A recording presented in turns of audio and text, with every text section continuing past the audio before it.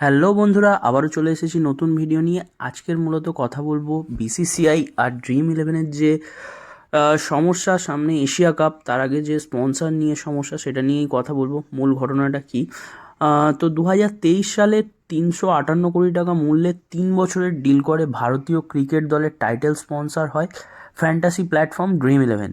কিন্তু 2025-এ গেমিং বিলের কারণে এই চুক্তির ঝুঁকির মুখে পড়ল, যার ফলস্বরূপ ভারতীয় দল প্রায় নিশ্চয়ই সামনের এশিয়া কাপে স্পন্সর ছাড়া জার্সিতে খেলবে। আমরা কিন্তু কোনো স্পন্সরের নাম দেখতে পাবো না, হয়তো মেবি জার্সিতে। তো ড্রিম ইলেভেনের চুক্তি, যেটা 2023 সাল থেকে ভারতীয় দলের জার্সিতে স্পন্সর হিসেবে যুক্ত ছিল, তা একটি ব্যয়বহুল, প্রচুর টাকা খরচ করে তারা চুক্তি করেছিল এবং প্রচুর টাকা দিত বিসিসিআইকে। এই চুক্তিতে অন্তর্ভুক্ত ছিল হোম ম্যাচে 3 কোটি এবং আউট অফ হোম ম্যাচে 1 কোটি টাকা করে ফি দিত। ড্রিম ইলেভেনের এই যে স্পন্সরশিপ, সেটা তাহলে বাতিল হলো কেন? মূলত এটা অনলাইন গেমিং বিল 2025 যে নতুন আইন পাশ হয়েছে ভারতীয় সংসদে, সেই আইনের জাঁতা কলে আর কি এই চুক্তি বাতিল হতে যাচ্ছে। কেননা এটাকে নিষিদ্ধ ঘোষণা করতে চলেছে।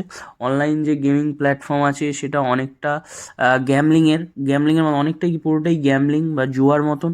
তো সেই কারণের জন্য ভারত সরকার এটাকে বাতিল করতে যাচ্ছে, এই প্ল্যাটফর্মগুলোকে।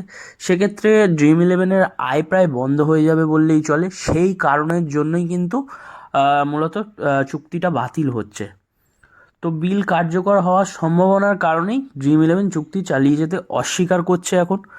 এর ফলে স্পন্সর ছাড়া এশিয়া কাপ হতে পারে। যদি নতুন স্পন্সর পাওয়া না যায়, ভারতীয় দল এশিয়া কাপ 2025-এ জার্সিতে কোনো লোগো ছাড়াই খেলতে পারে।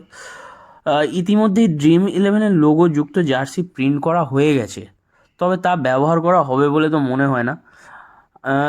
বিসিসিআই সচিব দেবজিৎ সাইকিয়া বলেছেন, যদি কিছু আইনভাবে অনুমোদিত না হয় আমরা তা করব না।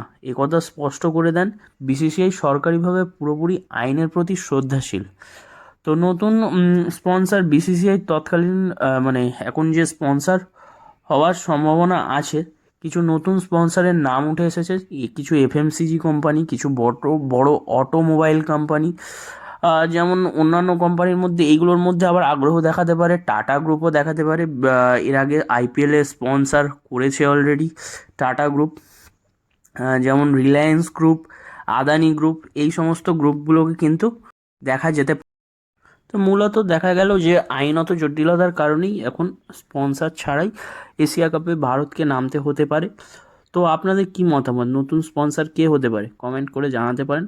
আর এরকমই নতুন নতুন ভিডিও পেতে অবশ্যই চ্যানেলটাকে সাবস্ক্রাইব করে রাখুন। ভিডিওটা ভালো লাগলে একটা লাইক করে দেবেন আর বন্ধুদের সাথে শেয়ার করতে ভুলবেন না। তো আজকের মতন টাটা, বাই বাই।